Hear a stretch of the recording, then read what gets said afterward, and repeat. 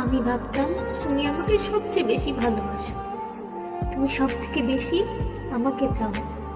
আমি জানতাম তোমার একমাত্র সুখ আমি। আমি জানতাম তোমার জীবনে আমি ছাড়া কেউ নেই।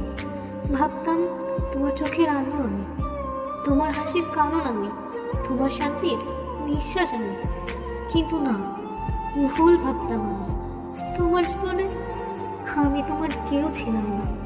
তুমি ভালোবাসতে জানতে কি না জানি না, তবে তোমায় আমি নিঃস্বার্থভাবে ভালোবেসেছিলাম।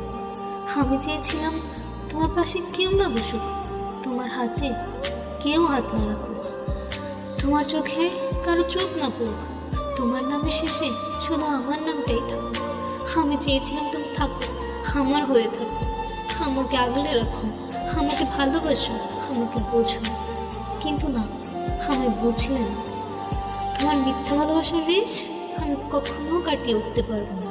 তোমার মাঝে ডুবে আমি ভুলেই গেছিলাম ভালোবাসা কখনো একজনের চাওয়ায় গড়ে ওঠে না, দুজনেরই চাইতে হয়। ভালোবাসায় অবহেলা থাকলে সেই ভালোবাসা কখনোই থাকে না, গুরুত্ব দিতে হয়। কিন্তু আমি তোমায় চাইলাম, তুমি আমায় চাও না, তাই তো নিয়তি আমাদের আলাদা করে দিল। আমার আর তোমাকে পাওয়া হলো না।